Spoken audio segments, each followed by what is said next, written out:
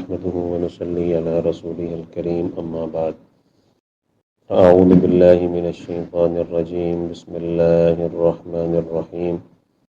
كلوا واشربوا ولا تسرفوا إنه لا يحب المسرفين صدق اللہ العظیم۔ 5 گناہ ایسے ہیں کہ اگر وہ کسی ملک کے اندر کسی قوم کے اندر پائے جائیں تو وہ قوم تباہی کے دہانے پر پہنچ جاتی ہے، وہ قوم تباہ ہو جاتی ہے، تباہی کے دہانے پر پہنچ جاتی ہے۔ افسوس ہوتا ہے کہ مسلمان بحیثیت قوم، مسلمان قوم ان تمام نافرمانیوں اور گناہوں کے اندر مبتلا نظر آتی ہے جن کے بارے میں کہا گیا ہے کہ اگر وہ گناہ ہوں گے تو وہ قوم، وہ ملک تباہ ہو جائے گا۔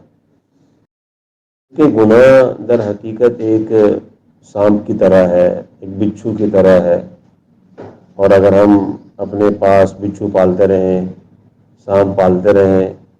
اور ان سے اپنے آپ کو نہ بچائیں تو ظاہر ہے کہ انسان ہے وہ بے سکون رہے گا، بے قرار رہے گا۔ کس طرح انسان کی اصلاح ہو سکتی ہے، کس طرح معاشرے کی اصلاح ہو سکتی ہے، کس طرح انسان تباہی کے سے دور ہو سکتا ہے، بچ سکتا ہے؟ تب ہی ہو سکتا ہے کہ جب انسان اپنے آپ کو ان نافرمانیوں سے، ان گناہوں سے بچا کر رکھے۔ وہ 5 گناہ ہیں، لیکن میں آپ کے سامنے آج جس موضوع پر بات کرنے لگا ہوں یہ ان 5 میں سے ایک ہے، اور وہ گناہ ہے اسراف کرنے والا گناہ۔ یہ در حقیقت ایسا گناہ ہے کہ جس کے اندر آپ کو بڑے نمازی، پرہیزگار، بڑے متقی لوگ، بڑا اللہ اللہ کرنے والے لوگ بھی مبتلا نظر آئیں گے۔ اسراف کسے کہا جاتا ہے؟ اسراف کہا جاتا ہے کہ ضرورت سے زیادہ استعمال کرنا، ضرورت سے زیادہ کسی چیز کا استعمال کرنا، یہ اسراف ہے۔ ضرورت تھوڑی کی ہے لیکن بندہ زیادہ استعمال کر رہا ہے تو یہ اسراف ہے۔ اب یہ مختصر سی تعریف ہے اسراف کرنے کی، لیکن میں آپ کے سامنے کچھ مثالیں ذکر کرنا چاہوں گا، تو وہ مثالیں سننے کے بعد آپ کو اندازہ ہوگا واقعتاً اس کے اندر تو بڑے بڑے نیک لوگ بھی شامل نظر آتے ہیں۔ مثال کے طور پر ٹیشو پیپر کا استعمال ہے۔ اب ٹیشو پیپر ہے، اس کا استعمال ہے، اس کے اندر بھی اسراف آپ کو نظر آئے گا۔ تھوڑا سا پانی کہیں گر جاتا ہے نا، تو پہلے زمانے میں ہوتا تھا، تھوڑا قریب کے زمانے کی بات کر رہا ہوں، بہت دور کی بات نہیں کر رہا، تو گھروں میں تولیے ہوتے تھے، تولیوں کو رکھتے تھے، اس کے اوپر تو وہ پانی سارا کا سارا کھینچ لیتا تھا۔ اب کیا ہوتا ہے کہ وہ پانی گر جاتا ہے، اس پانی کے لیے 1 ٹیشو نہیں، 2 ٹیشو نہیں، 3 ٹیشو نہیں، بلکہ پورا آدھا ڈبہ ہی اس کے اندر لگا دیا جاتا ہے، یہ سوچ کر کہ یہ ٹیشو میرے اس پانی کو صاف کر دے گا۔ حالانکہ وہ کام ایسا ہے جو اس کے لیے آپ تھوڑا سا محنت کر کے تولیے کا انتظام کر دیں، کسی ایسے کپڑے کا انتظام کر دیں جو اس پانی کو آرام سے چوس لے اور آرام سے اس کو کھینچ لے، لیکن اس کی بجائے کیا ہوتا ہے، ٹیشو پیپر کا بے تحاشا استعمال ہوتا ہے، بے تحاشا استعمال۔ اگر کسی بندے نے ناک صاف کرنا ہے یا کسی بندے نے منہ صاف کرنا ہے تو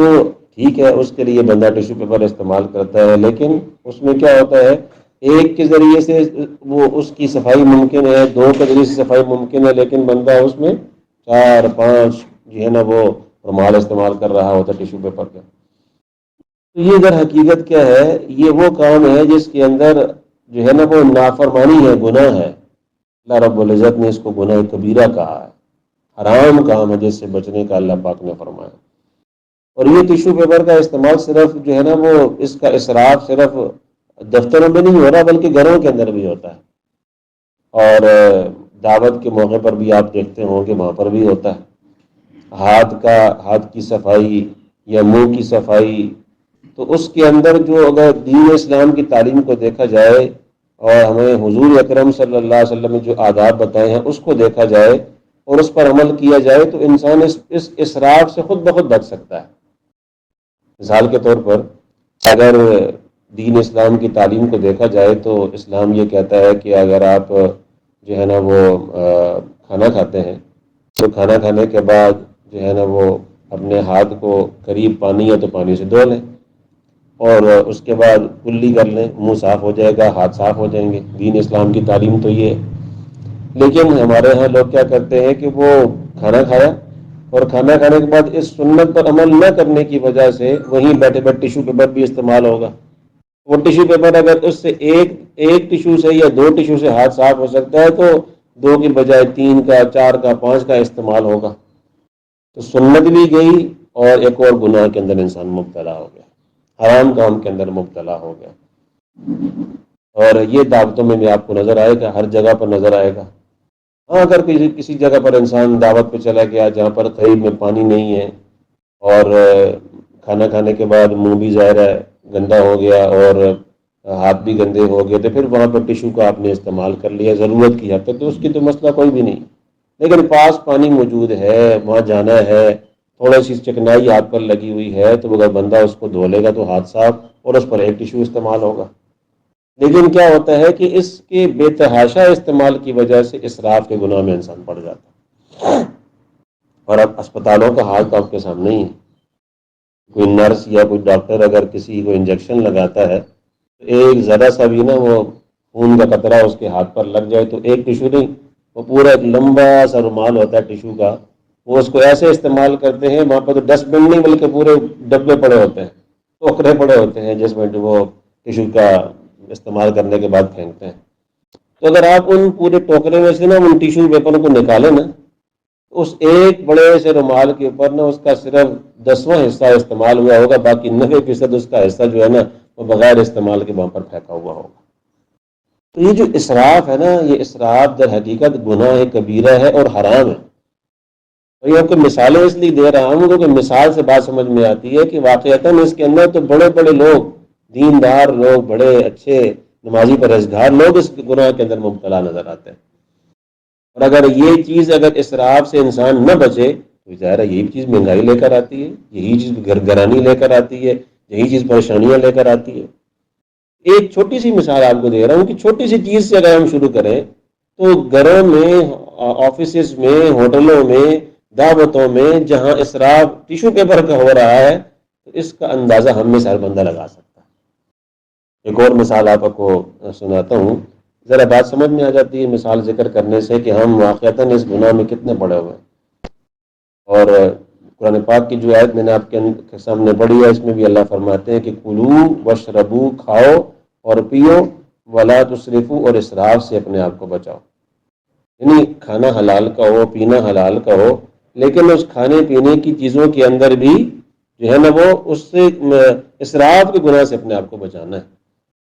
دوسرا جو اسراف ہمارے معاشرے میں بہت زیادہ ہے وہ ہے کھانے پینے کا اسراف.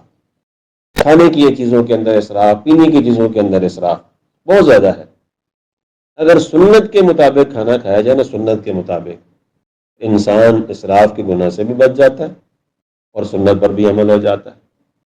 تو کھانے کے اندر سنت کیا ہے؟ سب سے پہلے انسان ہاتھ دھوئے، ہاتھ دھو کر بسم اللہ پڑھ کر کھانا کھائے،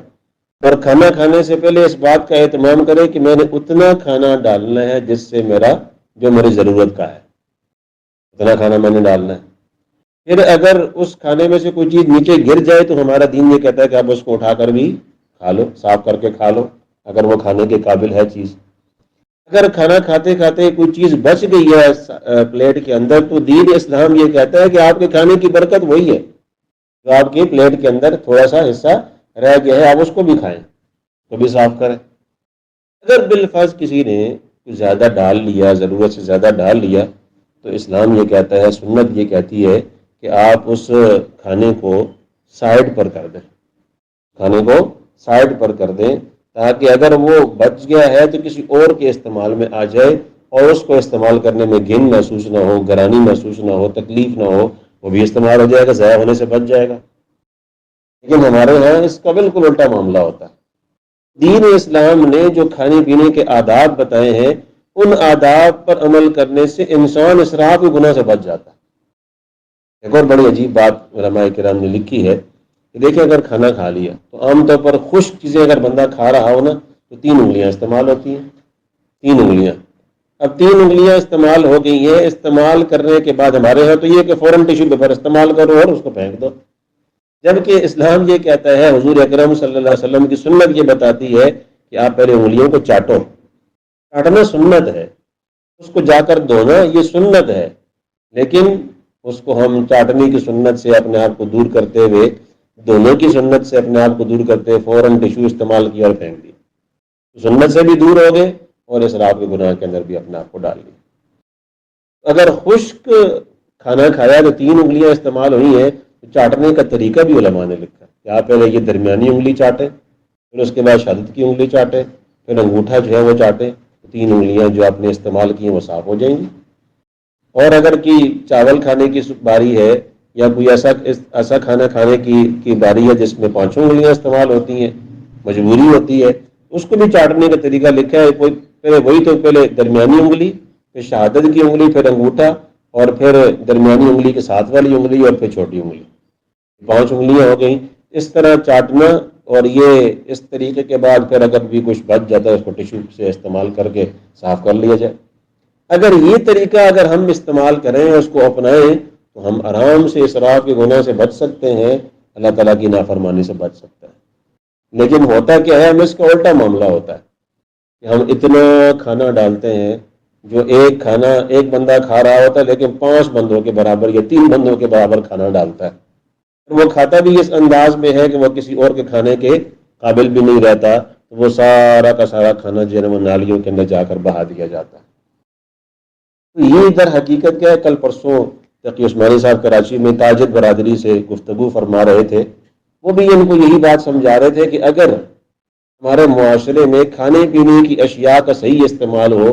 زکوٰۃ کا صحیح استعمال ہو، تو ہمارے اس پورے معاشرے میں، ملک پاکستان میں غربت نہ رہے۔ ہمارے ہاں کیا ہوتا ہے کہ ہم کھانے پینے کی اشیاء کا بے تحاشا استعمال کرتے ہیں، ضرورت سے زیادہ استعمال کرتے ہیں، اسراف کرتے ہیں، جس کی وجہ سے معاشرے کے اندر مہنگائی پیدا ہو رہی ہے، غریب سے غریب تر ہوتا چلا جا رہا ہے،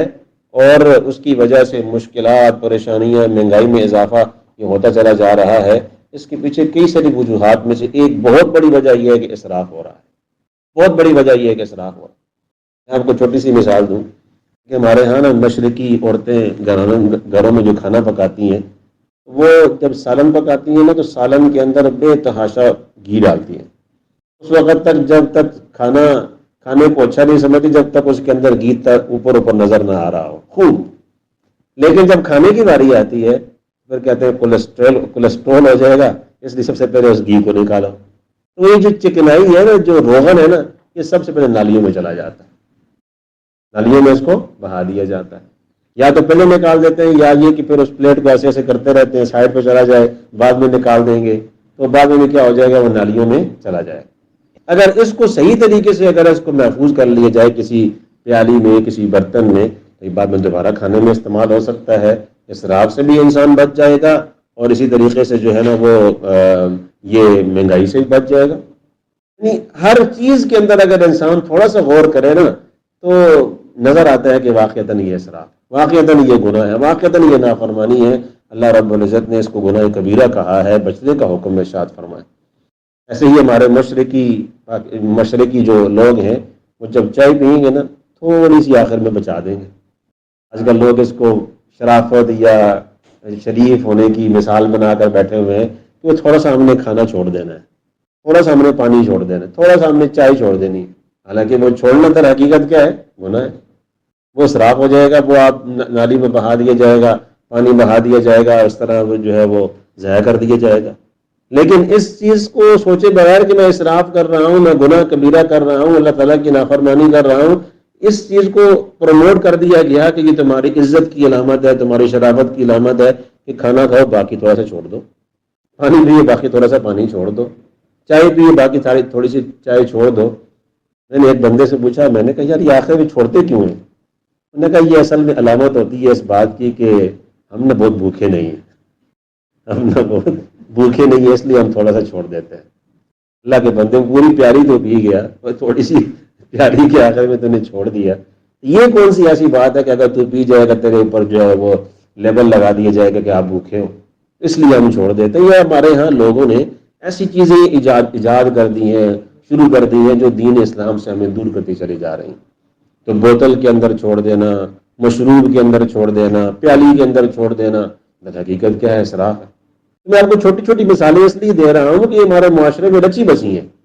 اور ان کی وجہ سے اسراف کا گناہ چلتا چلا جا رہا ہے، بڑھتا چلا جا رہا ہے، اور مہنگائی کا عذاب پہلے ہی ہمارے سامنے ہے، اور مہنگائی جو ہے وہ عروج پر ہوتی چلی جا رہی ہے، اس کی فکر نہیں ہے، لیکن وہ لوگوں کے سامنے ناک بچانے کے لیے، اپنا نام بچانے کے لیے بندہ اسراف کے گناہ کے اندر پڑتا چلا جا رہا ہے۔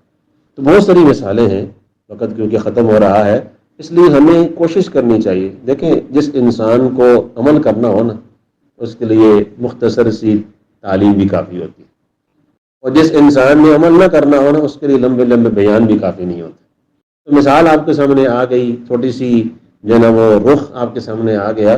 تو یہ سوچے بغیر کہ اگر ہم اسراف سے بچیں گے تو پورے ملک تو اسراف کر رہا ہے، تو اس سے کیا فائدہ ہوگا؟ ہم اپنی حیثیت میں اپنا چراغ جلائیں، چراغ سے چراغ جلتا ہے، انشاءاللہ اللہ تعالیٰ کی ذات نے چاہا تو ہم کم از کم گناہ کبیرہ سے بچ جائیں گے، اور ہمارے گھروں کے اندر کم از کم جو ہے نا وہ مہنگائی کا عذاب نہیں آئے گا، ہم اپنے آپ کو مہنگائی سے بچا سکیں گے۔ اپنی حد تک تو ہم محنت کریں، اپنی حد تک تو گناہ سے بچنے کی کوشش کریں۔ دعا کریں اللہ تعالیٰ ہم سب کو اس گناہ سے بچنے کی توفیق عطا فرمائے۔ وآخر دعوانا ان الحمد للہ رب العالمین۔